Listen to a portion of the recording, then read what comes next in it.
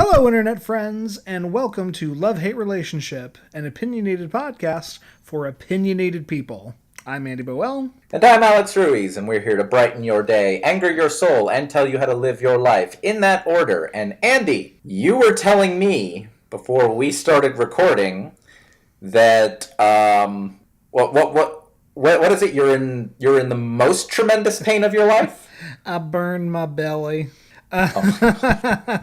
So I spent much of the weekend at one of the Orlando resort pools and forgot that my ancestors are Celtic and German, and therefore I tend to burn pretty easily. I always forget how easily I burn, and I put sunscreen on my face and then just decided that an unbuttoned open Hawaiian shirt would provide adequate UV coverage, along with my own chest hair, to protect me and my chest from the sun.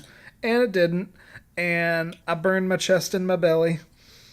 Oh my god, wait a minute. You didn't mention this. You were wearing an open Hawaiian shirt. So, do you have, buttresses of unburned skin around just, an extreme Brazilian of burned skin going up your torso? I mean, we'll see how it tans out, but I absolutely had tan lines that basically, nipple width apart of my chest. You've got pink, and then right before my nips, you've got the tan lines of where the shirt covered me. Wait. Dude, okay, I'm about to ask what may be the dumbest question that has ever been asked on this podcast.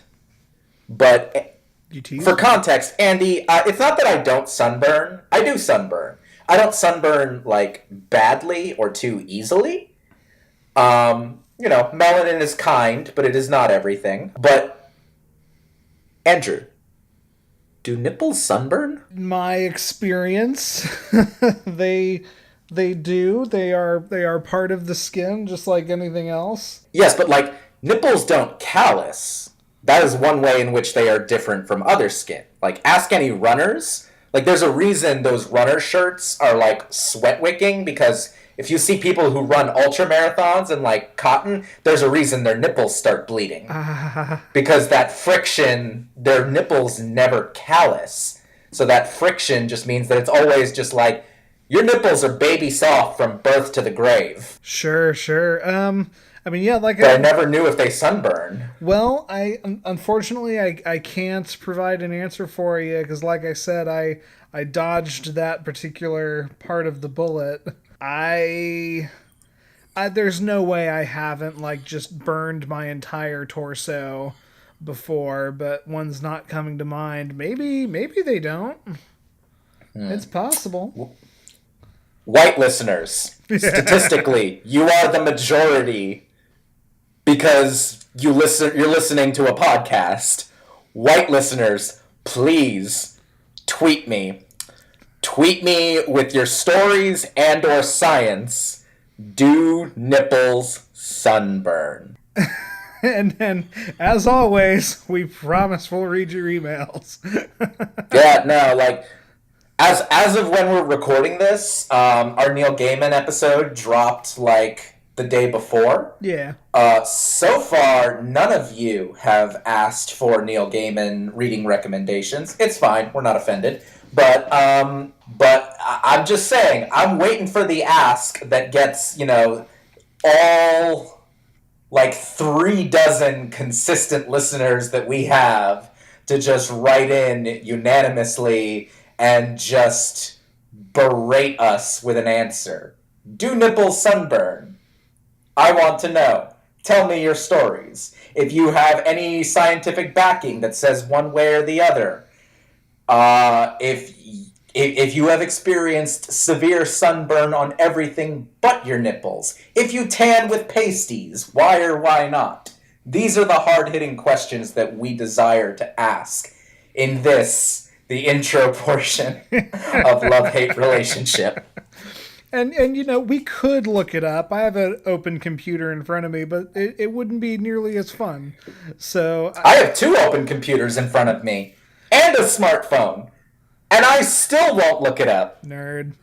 Uh, So speaking of sunburns, I didn't plan to tell this, but this isn't the worst I've ever burned myself. The reason I was telling you this, and the ending of this story was I burned my chest so bad that it caused me to go running out of my house at 8:30 on a Monday to drive straight to the nearest place I could find some aloe vera.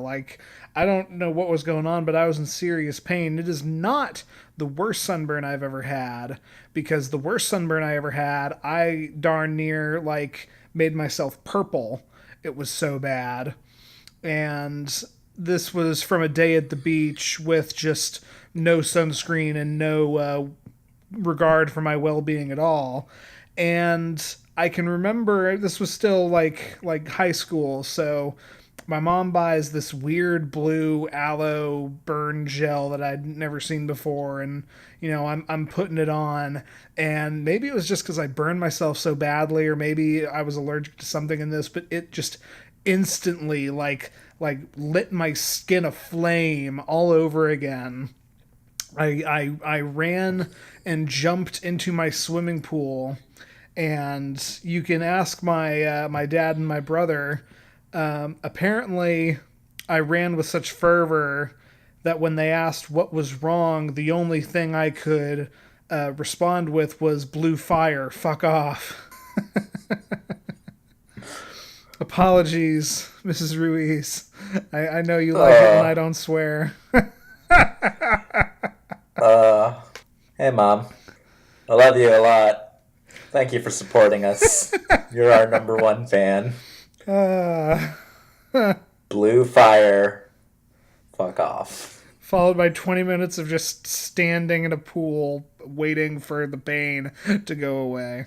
What did your mother give you? Vaseline laced with chlorine? I don't remember. It was blue, and that was the big tipper off, because most aloe based product is green. This was some blue marketed as sunburn ointment, and again, maybe it works fine for a slight burn, but I had as bad of a sunburn as you could possibly have all over my legs and back. So I don't know. In the old days, you just throw on a bunch of calamine, and calamine feels nice. I mean, I don't know if it helps heal the sunburn, but it just kind of cools you off. It sounds like your mother gave you coagulated toilet water. It is entirely possible. I would start a band. I would start a punk band called Coagulated Toilet Water. That sounds awful. Sounds appropriate. Yeah. Well, speaking of very fast-moving, pasty white dudes, I'm so proud of you. That's would you such an amazing... like to get into? Would you like to get into our first topic? Only because that transition was blue fire. I mean, so at the top, y'all, almost 10 minutes in. This is Love-Hate Relationship. We do 3 segments. Andy will start us off with a love. I will bring in a hate, and then we will take a question from you, our beautiful, wonderful audience. So, all that said, Andy? Yeah, let's get into it. So if we did the math right, this should be coming in middle of May-ish? This episode should be dropping in the middle of the NHL playoffs, and so it is a spectacular time to talk about one of my favorite hockey teams, if not my favorite hockey team, the Tampa Bay Lightning. Right off the bat, I want to say I have much more foresight now than the previous hockey episode I did, where I talked about something as it was going on, and it didn't release until the middle of June, when there was no hockey to be had in any way, shape, or form. So we are learning. Yes, indeed. I believe this will drop the first week of May. I believe May 7th. Perfect. Okay, so that should be either the end of the first round or the beginning of the second round of the NHL playoffs. In any case, the Lightning should still be going at it. If they get bounced in the first round, it would be a upset of outstanding proportions. And as of now, we don't know who they're playing, but there's a about 50-50 shot that it's the Carolina Hurricanes, who are technically your home state hockey team, so we might have a little LHR friendly rivalry going on if I can get you to care about hockey at all. Andy, I once visited Charlotte, North Carolina, while I guess the Hurricanes were doing very, very, very, very well. And the city was abuzz with glee and happiness that they had hometown heroes skating on ice and scoring goals. And I just walked about kind of going, is there any place that is not playing this goddamn hockey game on the fucking bar screens? And there were not. So apparently the Carolinas take hockey infinitely more serious than I ever will. But if it'll make you happy, I will lie to you. That always makes you happy when you lie to me, buddy. So this obviously you've made it clear you're not a hockeyman, as it were. I feel like no, but I support you. So and that's fair. And I know much of our listener base is not hockey fans, as it were. This episode is really going to be going out to my buddies Matthew and Michael and anyone else from my fantasy hockey league who's listening. Hi, guys. But for the rest of you, I do plan on educating you about the Tampa Bay Lightning and why specifically the 2018-2019 Tampa Bay Lightning have been a outstandingly, phenomenally, historically good team. So, without any further ado, just a little bit of history. The Tampa Bay Lightning were founded in 1992, which makes them as old as I am. They were founded by a financing group headed up by NHL Hall of Famers Phil and Tony Esposito, who fronted $50 million in 1992 money for the expansion fee to be granted the right for Tampa Bay to have a team. And they decided to name them the Lightning after the lightning capital of the world, which Tampa Bay actually is. So it's a pretty... Hold on. I have $50 million in 1992 money, and it is $90 million, $84,105.49 in 2019. There you go. Man, that dual screen... I helped. That dual screen action's really paying off. I'm saying. Please continue. So the Lightning's formative years were decent for an expansion team, which is to say they were hot dog shit bad. But that's normal. Most expansion teams are tremendously bad. The only exception coming to mind being Las Vegas, who are the newest hockey team, period, and in their very first year went all the way to the Stanley Cup Finals. But I digress. Now, pardon my asking, quickly, what exactly is an expansion team? So, when the NHL was formed, there were 6 teams, and they are affectionately called the Original Six. Any team that has come along since those 6 teams are technically an expansion team. And, in the past, it's been groups of 4 to 1 team at a time. And it's kind of dragged to, you get one new team maybe every 5-6 years-ish. But so, an expansion team being a non-original hockey team. Okay, cool. Thank you for clarifying. Of course. So the Lightning were bad. They were very bad on the ice despite winning their first game. But they had a couple of hometown heroes who had just amazing names. You had Darren Pupa, who was one of their first great goalies. Okay. I'm gonna stop laughing just because the next one's great. And their first ever draft pick was Roman Hammerlick. Hammerlick. Oh, okay, please continue. Yes, those were for you. Aww. As well as a guy named by the name of Chris Kontos, which is not really funny, but he did score 4 goals in the Lightning's first ever game, so that got him a pass for a couple of years. Okay. The Lightning were bad on the ice, and the Lightning were bad off of the ice. Things were just as crazy and tumultuous for the first couple years.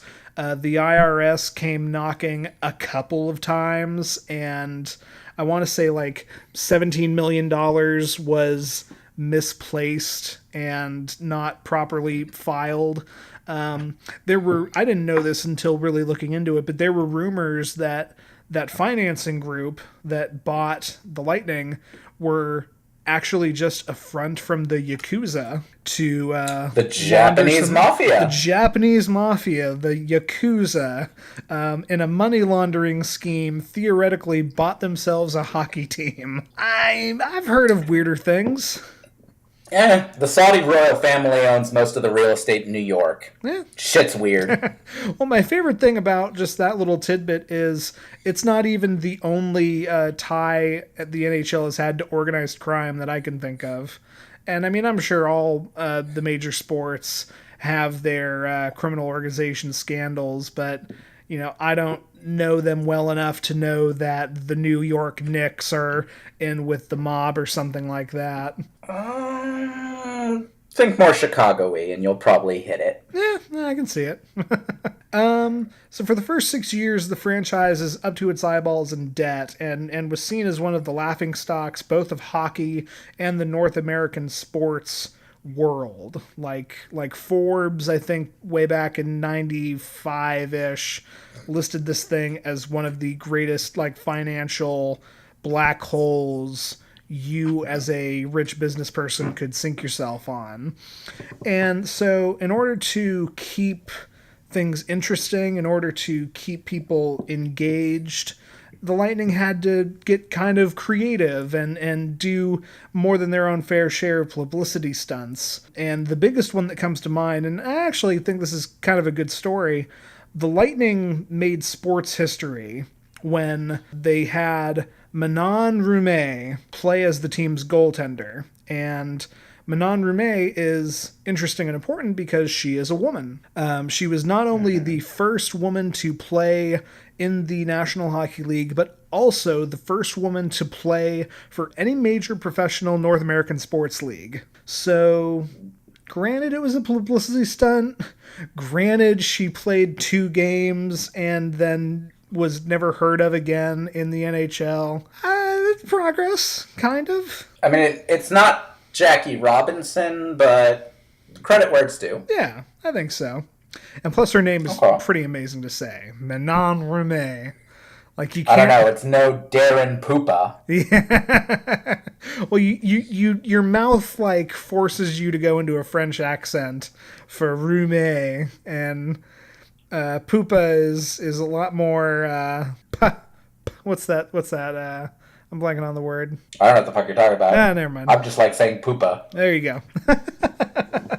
So I'm telling you all these things about the Lightning and how they started and how they were a bit of a tire fire and a laughingstock. And I'm sure you, the listener, are asking, well, so why are they your favorite team? Are you that much of a glutton for punishment?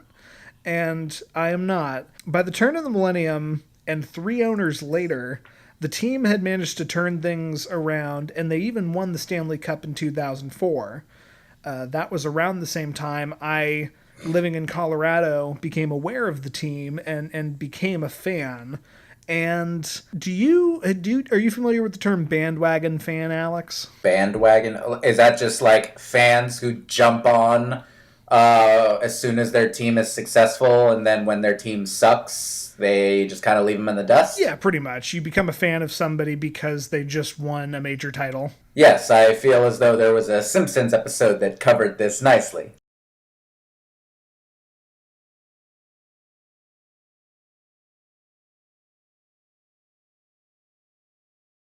There you go. Then I don't have to explain it in too much depth, but I am gonna have to find that drop now.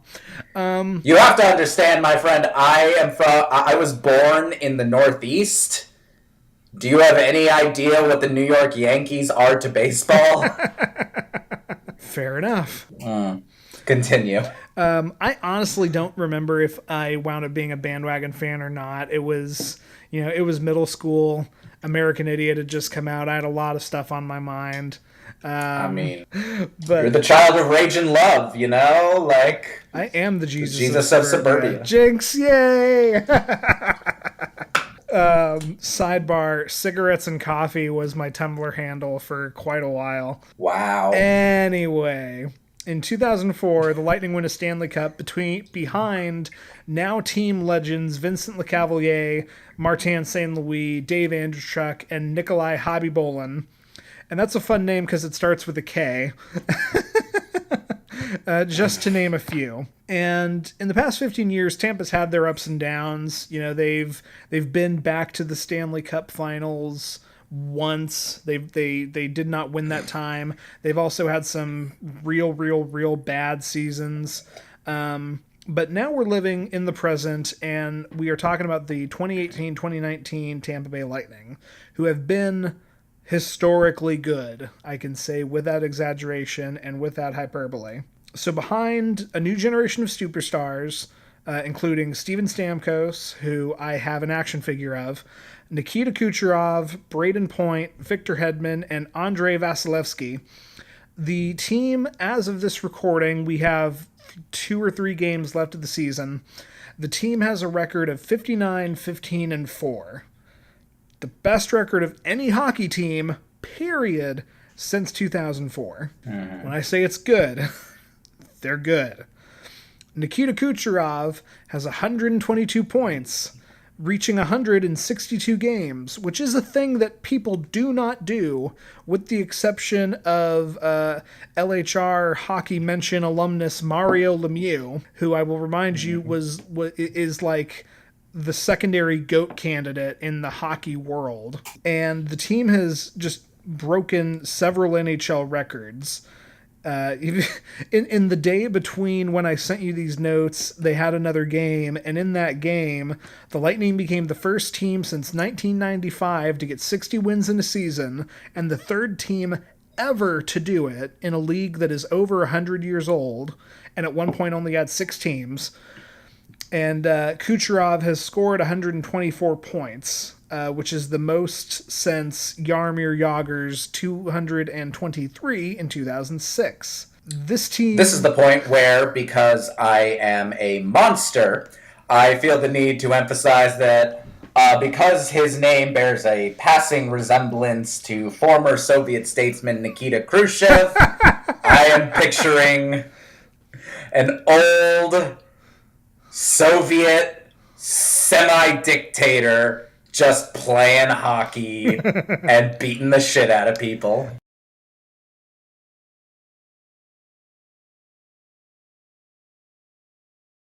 That makes it so much better. I never want you to know what this man actually looks like, because you're not going to top Khrushchev playing hockey. In like his full suit. Yeah, right. Like that's how I'm picturing it. No helmet, because people seeing the birthmark is what gives him power.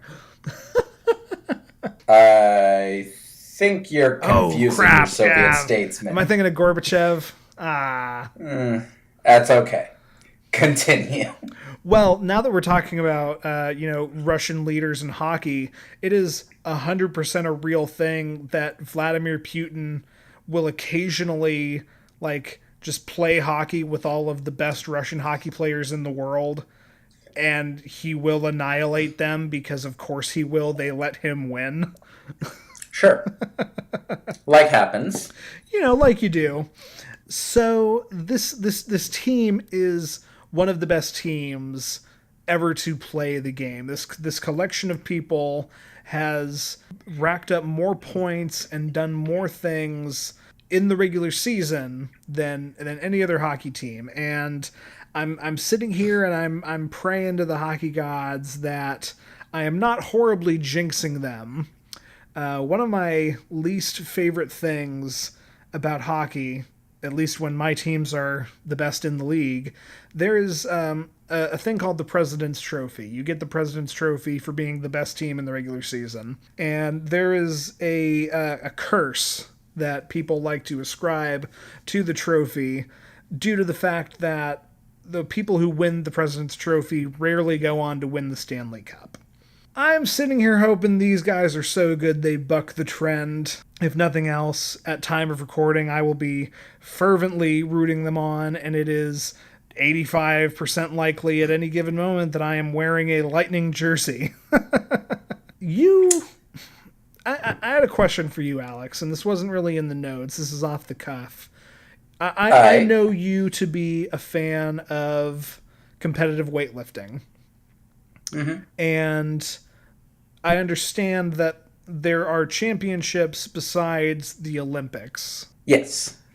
So, has your favorite weightlifter, if you have one, won the title while you were actively a fan of said weightlifter? I can say once, yes. In 2017, I believe it was 2017, at the World Championship, an American weightlifter, a super heavyweight woman named Sarah Robles, became the first American to win a gold since 2000 at a World Championship. She was literally, by the terms of Olympic weightlifting, she was the strongest woman in the world that year.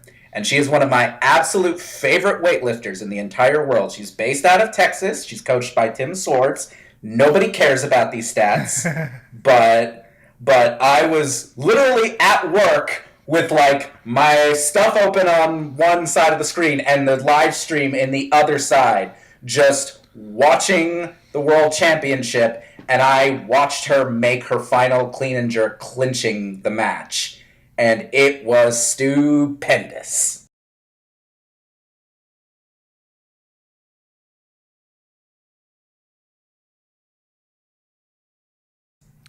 Well, excellent. I'm very happy for you, and I'm happy that you were given joy by that thing and that moment, and you were able to witness it. Mm-hmm.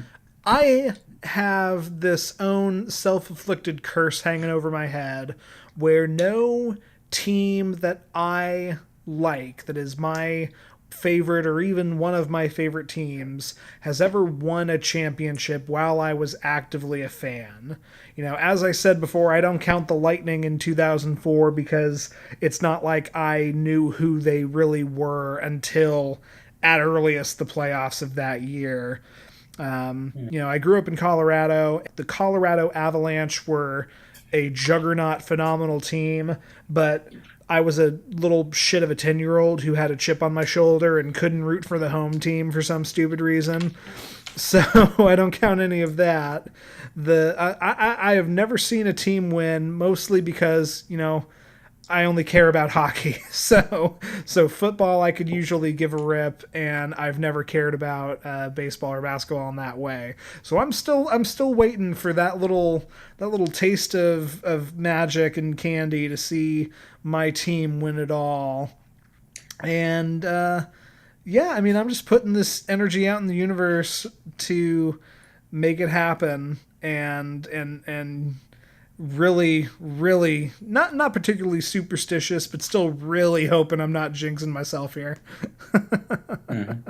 Well, okay, so before we wrap up this particular segment, there is one question that I've been pondering as I've been listening to you talk, especially since you said that you really started paying attention to this team in 2004 when you were living in Colorado. And you literally just said right a moment ago that you have had trouble, I think you said, rooting for the home team? Yes. So, something that I have always struggled with as a non-fan of most sports is I have struggled with this conception of being intensely loyal to a certain team specifically because it's where you're geographically from, or where you're geographically living. This idea of, you root for your quote unquote home teams. And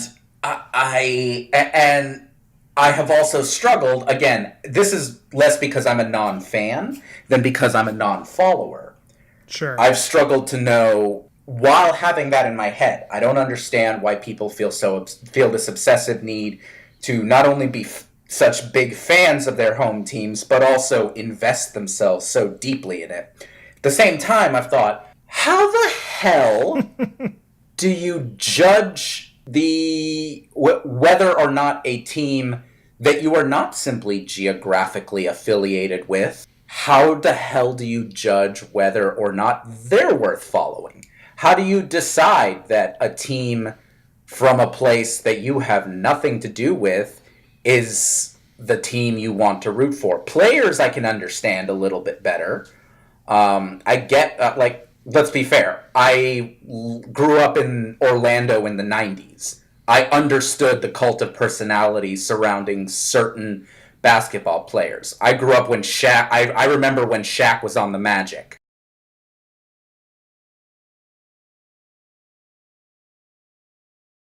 That was a thing. I didn't follow basketball, and I remember that being a thing. So I'm curious to ask you. You say that they got put on your radar and you became a fan in 2004 when you weren't even living in Florida. Orlando's got a hockey team, and yet you're interested more in the hockey team, 2 hours west of them. What is it that kind of characterizes a team, a franchise, as something you would be interested in following, regardless of the fact that, Tampa is not your home team? You live in Orlando. They weren't your home team when they got on your radar and you were living in Colorado. What the hell is it that makes them so interesting? Is it because they win? Because if that's the case, then all those fair weather Yankee fans don't have nearly as much to explain as they probably really, really, really do. So what is it? Well, I think there are many different answers to that question. In some cases, and I'm speaking generally, in some cases it is a bandwagon thing. That's where you get fans of the Boston Bruins in 2011 because they won the cup in 2010, and before then no one could give a crap.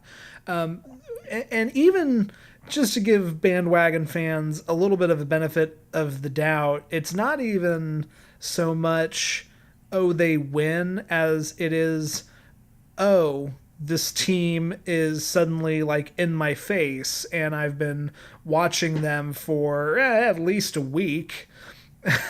And also they won. And the one thing I would give credit to anyone who's a bandwagon fan is if you happen to become a fan after somebody wins a title and you stay a fan, then that's fine.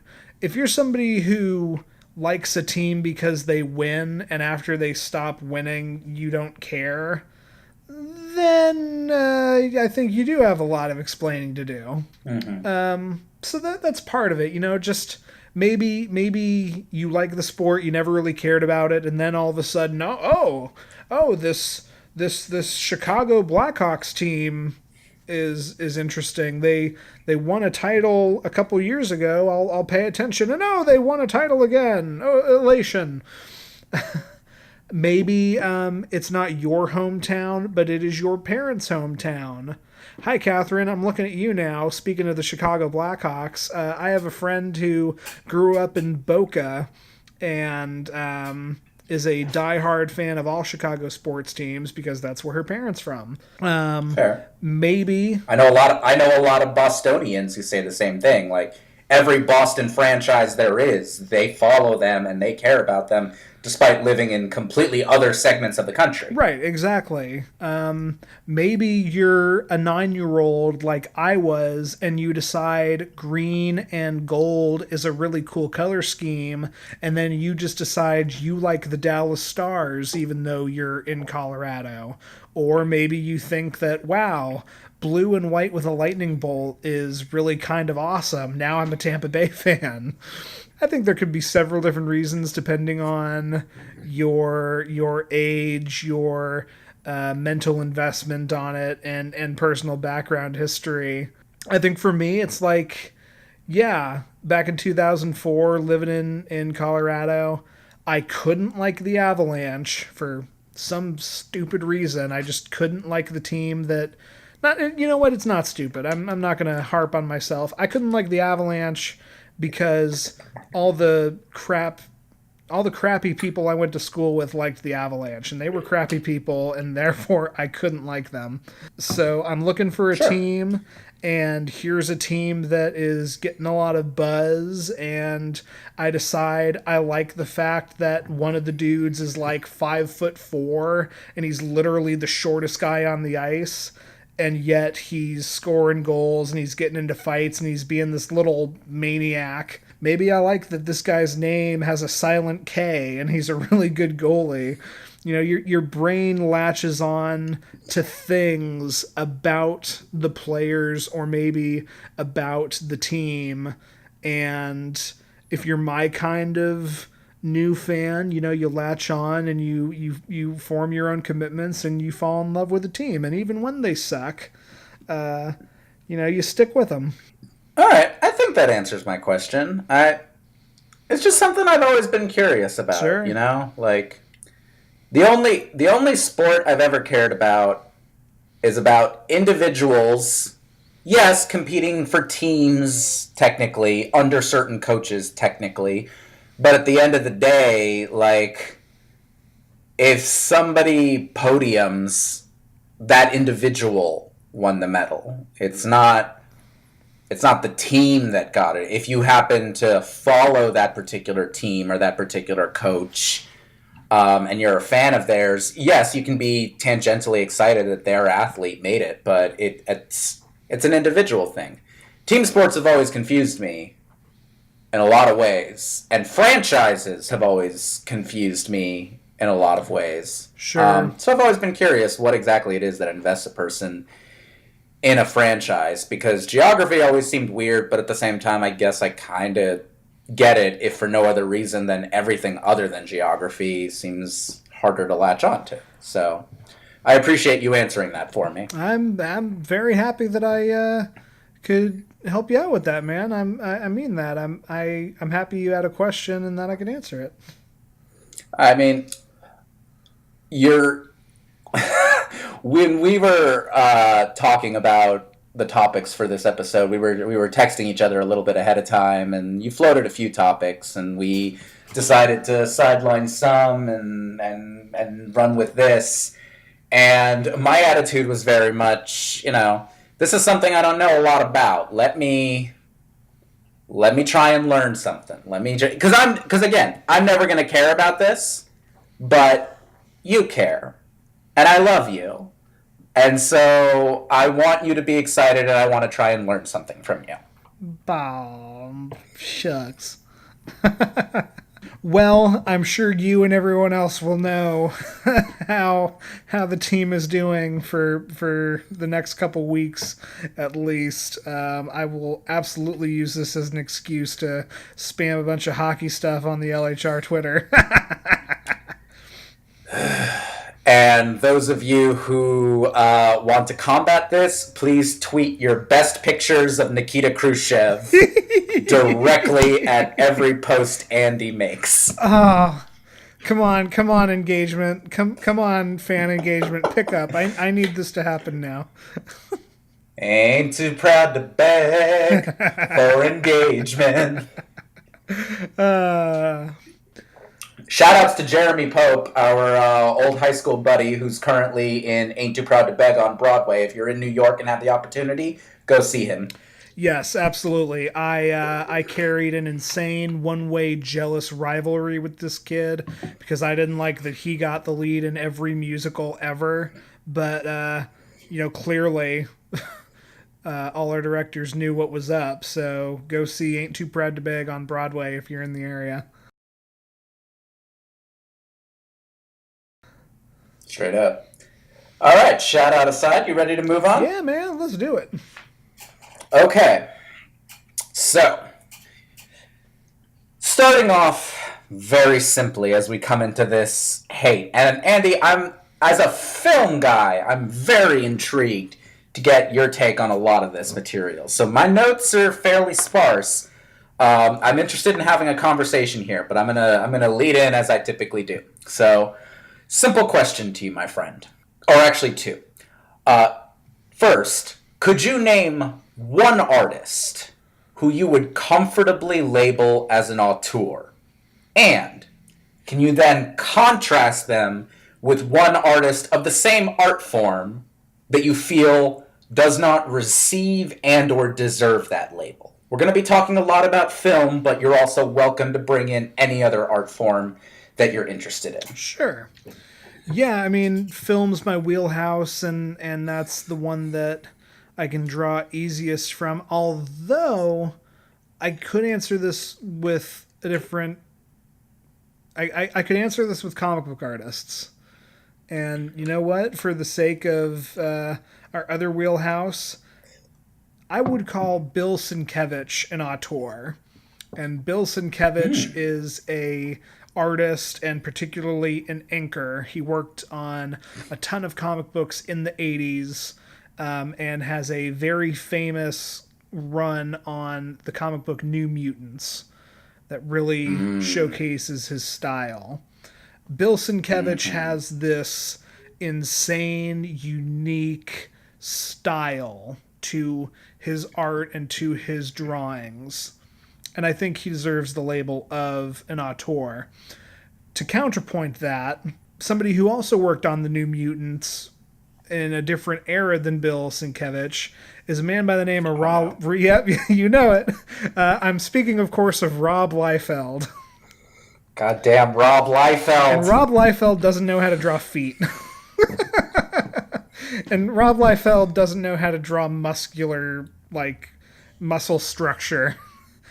and and the man is credited as one of the most famous, like, popular artists of the 90s. People say that he helped, like, save comic books at a time when they were dying, but the man is also infamous for being just a god awful artist. And so there's my point counterpoint. Bill Sienkiewicz is a brilliant artist and an auteur, and we'd probably be better off if Rob Liefeld had just stick to writing scripts and creating Deadpool.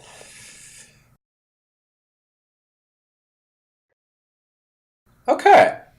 So, as I go into my discussion of this hate, which I didn't say it before, but it is auteur theory, which I'll define in just a moment. But going into that definition, I just want to make one observation based on the two examples you gave me, Andy, which is it sounds, based on your explanation of Bill Sienkiewicz and Rob Liefeld, that a lot of what you apply the auteur theory to, you personally, from the sound of your answer to my question, seems to be based on the quality of the art. For me personally, yes. Okay, for you personally, yes.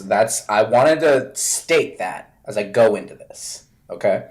So, basic definition. Originally coined by American film critic Andrew Saris and derived from French film critics André Bazin and Alexandre Ostruc, both of whom sound like they could be hockey players on the Tampa Bay Lightning. Indeed. Auteur theory is a value system that was formalized in the late 1940s to distinguish French New Wave filmmakers from those in the American studio system. The original idea, at the time that this kind of system was formulated, was that American movies were on kind of a factory model, with actors doing the same sorts of roles, screenwriters churning out studio-driven scripts, directors working to house styles for the studio, while French film at the time was viewed as a dynamic, personal art form that could be attributable to a singular vision of one person, typically the director, as one might the author of a novel. The conceit has since been applied to other art forms like music, comic book writing,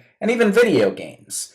And there's a school of thought that suggests lending more resources and control to a singular visionary producer, or a single visionary, produces better art. So, I fucking hate this conceit. I hate the notion that there even really is such a thing as a quote-unquote auteur. To begin with, I feel like it's based on a flawed premise.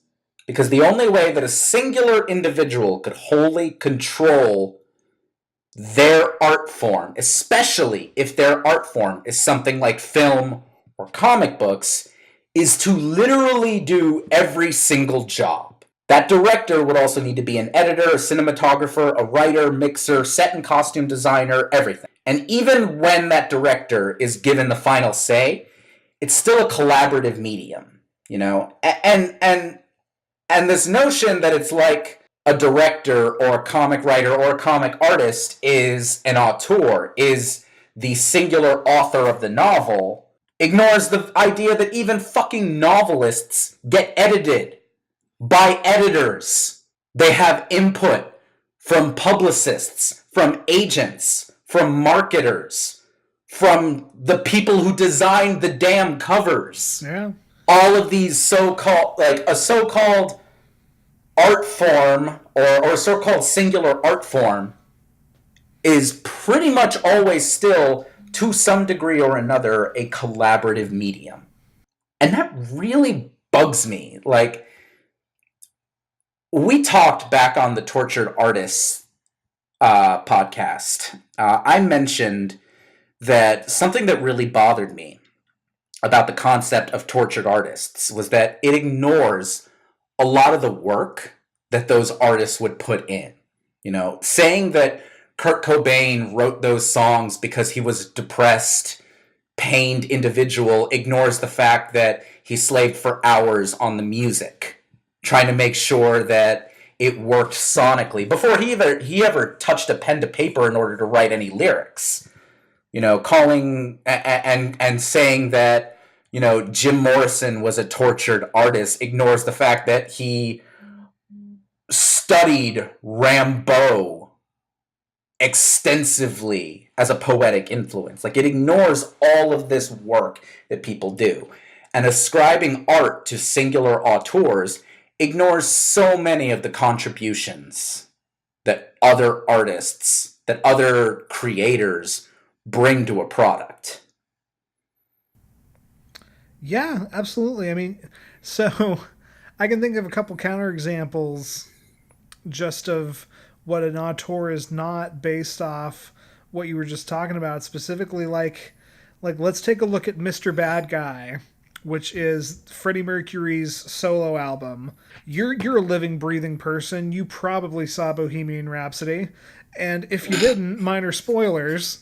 There is, the bit where Queen breaks up and Freddie goes to make his own albums, and he is given complete creative control, and he writes all his own songs, and he is at least responsible for the sound of what everything sounds like, and both in his own words in the movie and in the fact that I don't think anyone has ever really heard of Mr. Bad Guy, the albums were flops. And in the movie, he attributes this to the fact that he didn't have his bandmates to provide their own creative influences and to fight him on his decisions.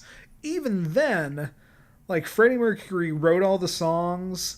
He played piano, synthesizer, and did the arrangements, but he didn't play guitar, he didn't play the drums, he didn't do everything himself.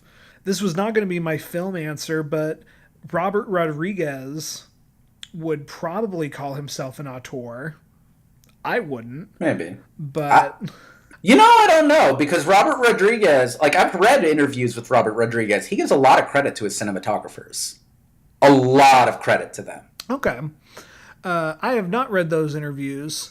Where what I was going to highlight the fact that he is a little infamous for doing a majority of the jobs on at least some of his films. You know, famously, before he got discovered and he made El Mariachi, he was the director, editor, cinematographer. He did the sound mixing, and I'll be fascinated to read these because they just prove my point. But where I was going was just the fact that Robert Rodriguez has his fingers in a lot of the different pies of his movies, but even then, he's not costume designing. He's not Sure. gaffing.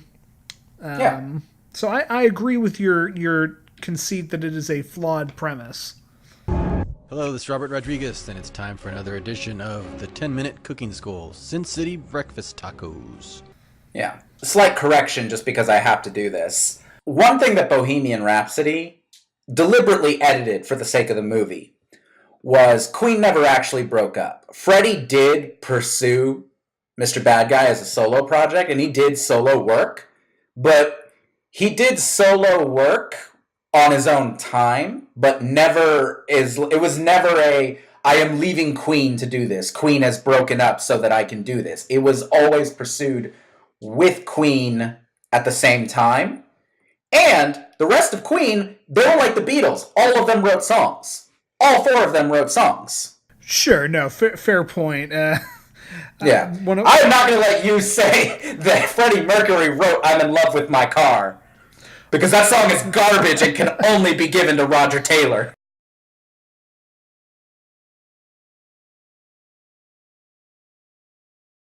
Oh well, no. I first of all, yes, but no, I meant Freddie wrote all of the songs on Mr. Bad Guy. Oh yeah. No, he absolutely did that. but you know what? You're right there. There's. It's funny because there's a new podcast I discovered. I mentioned a while ago that I was looking for like musical podcasts, and Song Exploder is a fascinating podcast. All the episodes are like 10 to 20 minutes long, but they are all an individual artist. They're all an artist talking about the creation of a particular song, and they'll play like, oh, here's how we came up with this vocal track, and here's what we did on the drums, and here's how this guitar part came together, and here's where we decided to like shake a bunch of salt shakers in order to get this percussive element. And it's really fascinating. And seriously, and it's really, really interesting. And it's fun to binge through. But something that gets regularly brought in there's a lot of one-person bands on this podcast. They do a lot of electronic music, a lot of techno groups.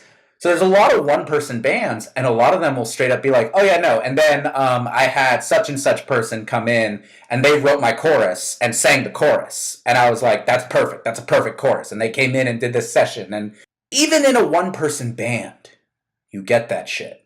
Like, the closest thing to a proper auteur I can think of, like that I would be willing to maybe give, would probably be either Prince or Trent Reznor from Nine Inch Nails.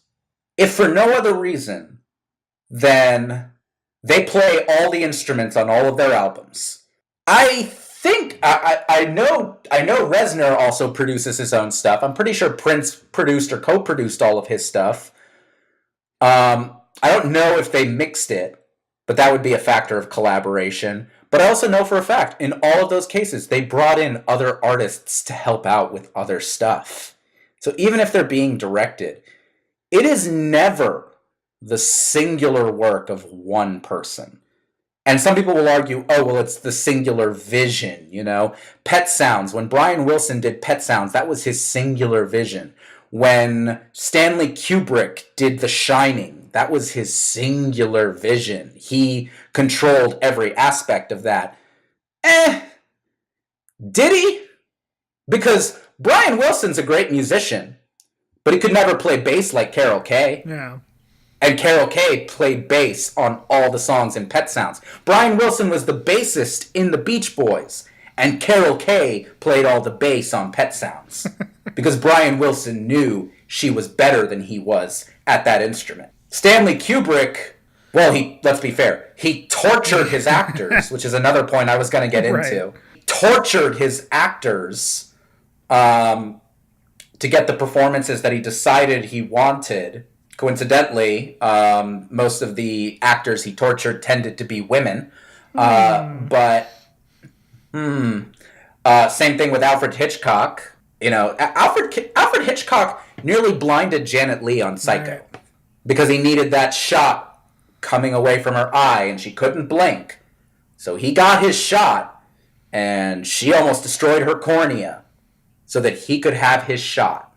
Auteur, like, this conception of auteurs, and especially this part that suggests that this singular vision of one artistic being, like, I get it. I get the idea that you want your creative forces to have creative freedom. And that's lovely. That's so lovely.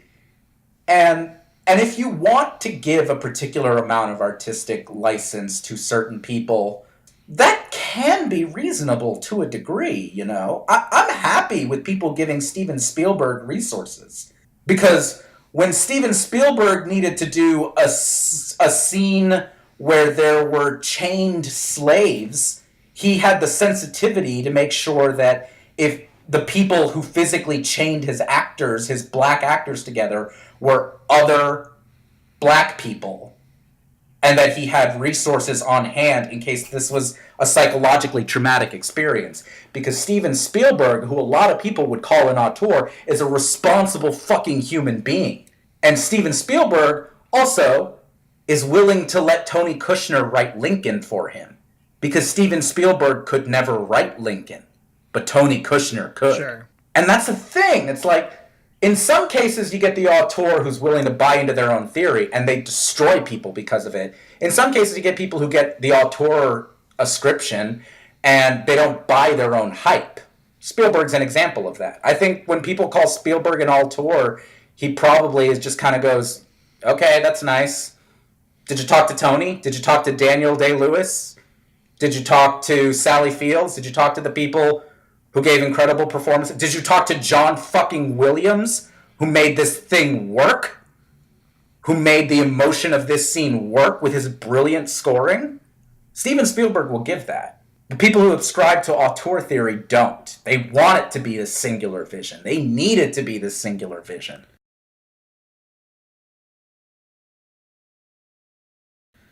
Because film can't be collaborative, I guess. Because art can't be collaborative, I guess. Well, and the biggest thing for me is, in so many examples, it seems like auteur is just verbal shortcut for the best. You know, I think of... Down to your example there. Well, I think of... This was the example I was going to go with. I think about Terrence Malick, who is a American film director, and Terrence Malick paints with film. He is responsible for some of the most beautiful shots and film compositions I've ever seen. He's made some of the most beautiful movies I've ever seen. To list some examples, The Thin Red Line or The New World, Days of Heaven. He is a director, but he is very well known for kind of visually mapping out his movies, even if he's hired a cinematographer. And if you type in Terrence Malick in Google, like, one of the pull downs is Terrence Malick auteur, and it's like, or is he just one of the best directors ever? Like, I think the key you hit on is, does the person being called an auteur buy into their own ego and their own hype? And do you get Rob Liefeld, who people loved his art in the time it came out, and people thought it was dynamic and engaging, and he got all this praise for his art in a time when artists were designing characters and maybe coming up with comic plots, and he went, "Oh, I'm such an amazing artist, I should just be the writer now too." To go back to Bill Sienkiewicz, yes, he wrote some comics. He wrote a little bit of Elektra, he wrote a little bit of Moon Knight, but like he never broke down Marvel's door saying, "I'm the next big thing, let's do this." Yeah, no. And the thing is, would Bill Sienkiewicz have been as good on New Mutants as he was if he wasn't working with Louise Simonson and Chris Claremont? Right. I mean, probably not. We don't know, but I mean, honestly, I mean, you're right. You know what? You're right. We don't know that. We earnestly don't. But the fact of the matter is, those writers will tell you that Sienkiewicz's art was what brought their words to life. And Sienkiewicz will tell you it's easy to draw like that when you have such great stories and you have such great scripts. Liefeld, I'll give Liefeld credit. Liefeld started out trying his best and willing to work with people. It was only as Liefeld got more and more full of himself, as he started eating more of his own shit, that this whole thing blew up for him. That's what meant, like, for those of you who don't know, Rob Liefeld started off as this child wunderkind. He started drawing for Marvel when he was still a teenager. And after, 3-4 years working for Marvel, he split off with a group of other creators and formed Image.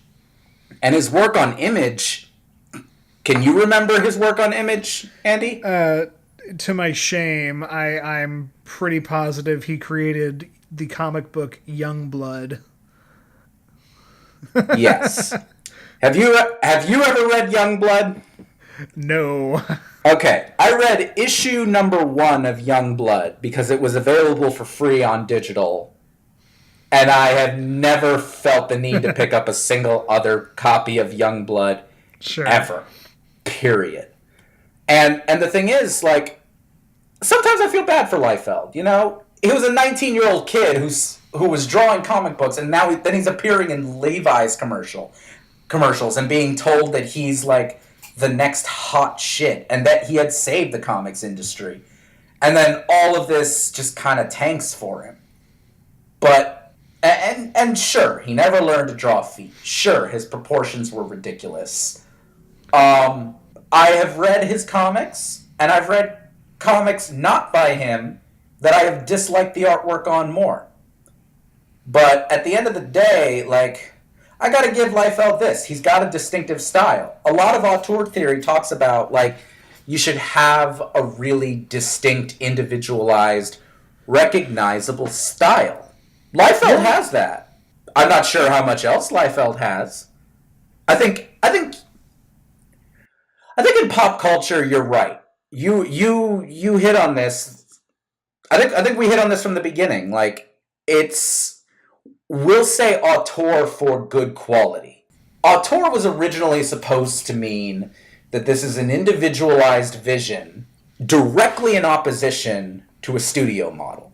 Directly in opposition to the fact that all the Paramount movies were written and acted and produced and shot the same way. And all the United Artists movies were written and directed and produced and shot in this singular other way. But it was unique to that studio. It was the idea that, producers were the ones driving the works. And auteurs were these French filmmakers, many of whom were operating on very low budgets and doing very individualistic things using those low budgets and telling their own individualized stories, that it was a way to distinguish these people. And somewhere along the line, maybe it's because, we don't teach critical art theory in public schools. Fair enough. somewhere along the line, the idea became, nah, man, Godfather's really, really good. Coppola's an auteur. Well, Godfather's really, really good. Are you sure Coppola's an auteur? Like, are you sure? Yeah, I don't know. I think that's a great point. I want to get into the question, but did you want to speak on the racial component at all? Well, I mean, this is partially based on... It's racial, it's also sex-based. Sure. Yeah, it's a lot of white dudes who get called auteurs. Phil Spector, Stanley Kubrick, Alfred Hitchcock are all ones I mentioned. I said George Lucas earlier. You know, he gets called an auteur, when in reality, how much of his success can be attributed to Lawrence Kasdan's screenwriting, Marcia Lucas's editing, or Ralph McQuarrie's character designs. There's a reason the prequels weren't as good as the original trilogy, and a lot of that was people blowing smoke of George Lucas's ass. It's worthwhile for me to call out, when we talked about Guillermo del Toro, you called him an auteur. You didn't sit down and go, these are all the reasons why he's an auteur. You said it in passing. I re-listened to that episode, just to be sure of this. That was one of the first times that I ever heard a person of color being referred to as an auteur. Recently, some people have started applying it to Jordan Peele. I myself, a moment ago, just applied it potentially to Prince. I don't like the term auteur, but if there's someone who could maybe deserve it in music, Prince is definitely not the worst candidate. But it's a worthwhile question to sit and think about as you're reading stuff, as you're watching movies, as you're listening to the marketing, you know? Or as you're looking at marketing, check out who gets called an auteur. Check out who gets discussed as an auteur, who people reference, and see how often it's women. See how often it's people of color, you know? Sure. Oh, I agree, man.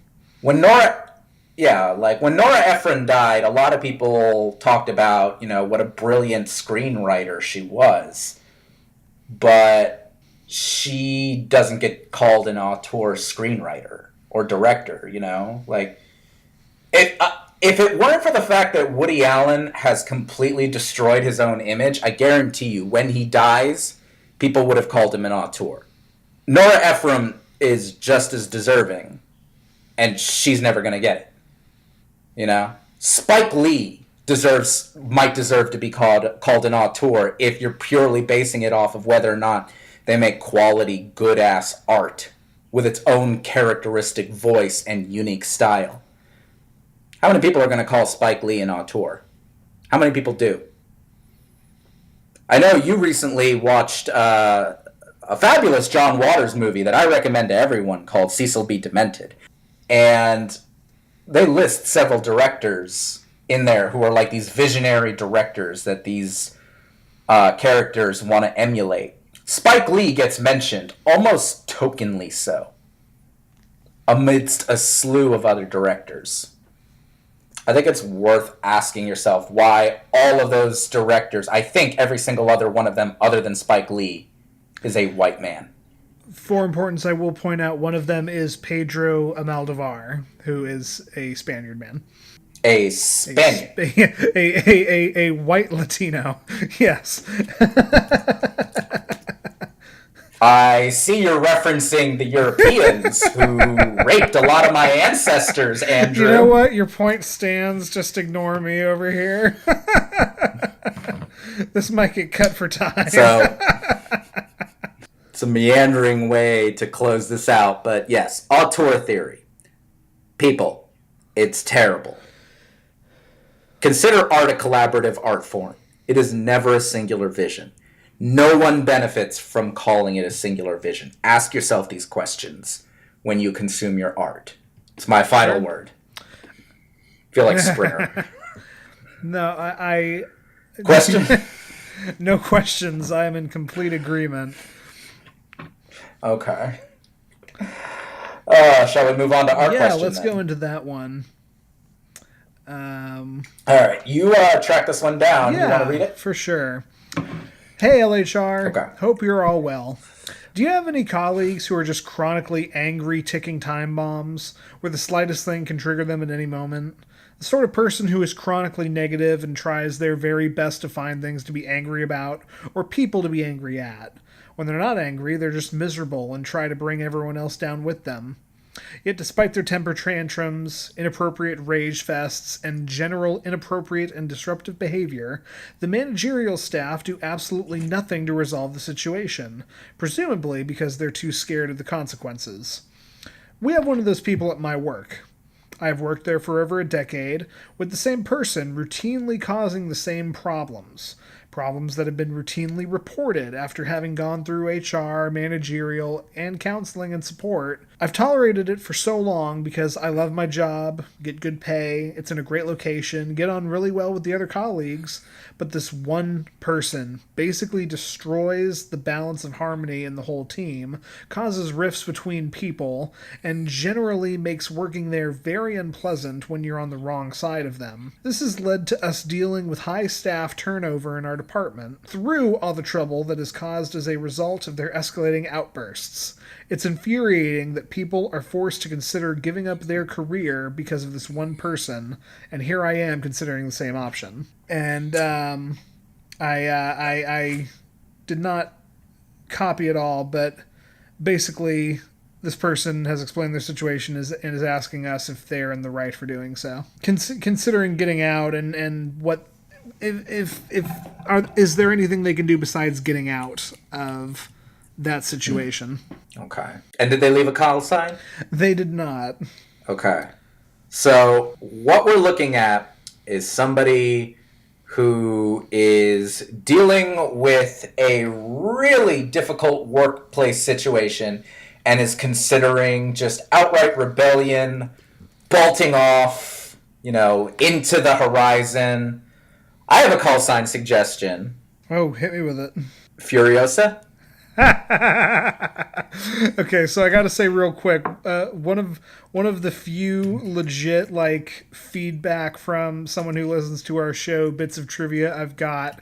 Hey, Catherine, love you. Is a double thumbs up at all of the office names we keep giving people. However, I think she will appreciate Furiosa. Imperator Furiosa!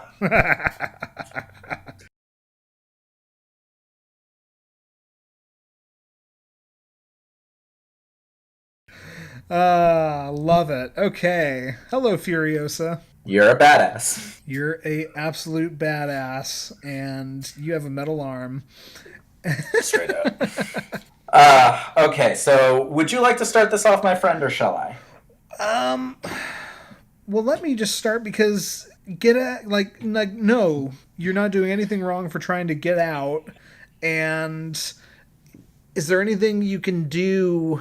I mean, at this point, this reminds me of Harley Quinn and her plight. If you've gone to management and it seems like this person is so disruptive and angry and has a power base over your workspace that they're almost untouchable because people are scared. That is not a good situation to be in, and I can't fault you for trying to get out of there, even with all the pros. That's my biggest thing. Yeah. And I mean, it's funny because, again, as of recording this, we just had an episode where we gave Pam Beasley advice dealing with a difficult, somewhat thoughtless, insecure coworker. And this feels like it's in that vein, but ratcheted up to 11 and holding like a flaming sword. To Pam Beasley, we would have never suggested that leaving would be the best course of action. And Furiosa, I don't know that I'm necessarily saying it would be in this case, just ostensibly. But you say you're considering this option. But you also talk about loving this job, that it's great pay, and that you get on really, really well with everybody else. I'd be curious to know what the breaking point is. have you hit a breaking point? Has there been some really, really extra traumatic experience that has just pushed you over the edge? Has it just been a slow buildup and you've reached a personal point where you can't handle it anymore? If you're asking us if you should feel bad for leaving, no, I'm with Andy. You absolutely should not feel bad for wanting to leave. Like, I've said this on the podcast before. Work takes up a significant portion of your life. That's just kind of how things are. And the more things you can do to mitigate misery in that environment, the better. I guess what I'm trying to figure out for you is really what your strategy should be. Because have you decided? Has she said that she's deciding to leave? No, but is at this point, despite loving her job, it's on the table. I mean, if you honestly have no support, and that is a dark, sad, sorry thing to realize, if you honestly have no support and you have somewhere to go, and this guy is so extensively grading on your well-being, no job is worth your happiness. Honestly. The only jobs that are the ones that you have no other choice but to take or sacrifice your well-being and survival. Maslow's hierarchy of needs is a real bitch. And the fact that food and shelter are so important kind of means that some of us need to stick it out through some terrible things. And there's no shame in that. If you're in a place where you can walk away, maybe there's an adventure to be had there. Maybe there's something good to be had there. If you do decide to walk away, which again, you shouldn't feel bad about doing, I'd ask you how you make your peace with that someone was able to drive you away from this. Yeah, I mean, you've summed up what I was going to say. If there's a landing spot to be had, I would be jumping for it myself right now. It's very interesting because you've been doing this for a decade, and yet so have they. And you say that it's about been 10 years of this chronic negativity and work-related rage. Maybe this is the breaking point. They didn't specify that it's just, enough's enough and I'm getting too old for this shit. I recall, and this is about the only bit of real life experience I can pull from. I recall working at Regal Cinemas. Hey, I worked there. Yeah, you might remember Drew, who I'm talking about here. Drew was an usher, and Drew was a 45-year-old man who worked as an usher at the movie theater and also worked at the Target in the same shopping plaza. And Drew once threw the ticket kiosk because his shift had been changed without him being notified. And I got out of Regal for, completely different reasons, but I can remember that at the drop of a hat, this just sudden bout of Hulk rage. If this is the kind of disruption you're dealing with, where somebody's throwing crap around the office or breaking stuff or just, hulking out, I don't think the benefits outweigh the potential emotional and very potential physical duress and damage that could be caused by working with this. And I mean, 10 years of chronic negativity, you don't need that. So if you got to stick with it to make the ends meet, I feel for you. And that's a completely different situation. But if there is a job that is a 20-minute longer commute and maybe a slight pay cut, but they don't have a Hulk, I'd be thinking about it. and I'd be thinking about it enough where I wasn't asking others. I'd be going for it. Yeah. It's not quite what I was getting at, but I think that that's a really instructive story there. The part I really want to emphasize here, Furiosa, is while you're driving along that dark desert highway, choosing to leave like that, I'm gonna putting myself in your situation, and maybe I'm projecting, and if I am, I really sincerely am apologizing. I am sorry for that if I am projecting here. But I feel like if I left a job that I really, really enjoyed because one person was having that deep of an effect on me, I would have a lot of what if to deal with. And that's what I would be talking to my counselors about. Going, I feel like I would feel a distinct sense of defeat. Like I allowed one piece of shit, and let's be frank, this dude is a piece of shit, control my decisions like that. I would feel legitimately awful about that. It doesn't sound like he has any real power over you. It's just you have to suck it up and deal with him a lot, which is awful. I would struggle with that. And I would really need to do some deep psychological work to see how I could square that hole. If encouragement from us is what you need, that, you know, if this is something that is seriously grating on your mental health and you feel the need to leave for the good of your mental health, by all means, you have our support. You have our complete and total, like, if you need permission, go. You have permission.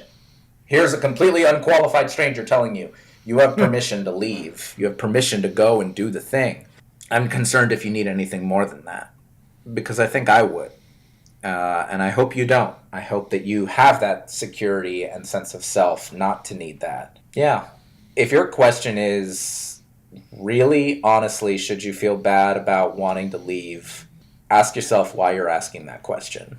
Because everyone has their breaking points. And if your employer isn't going to be supportive, and I don't know if you've explored this option. I generally don't support ultimatums, but if you're already out the door and you want to throw a Hail Mary, that's a football term, not a hockey term, right? Right, Andy? Correct, sir. Correct. Cool.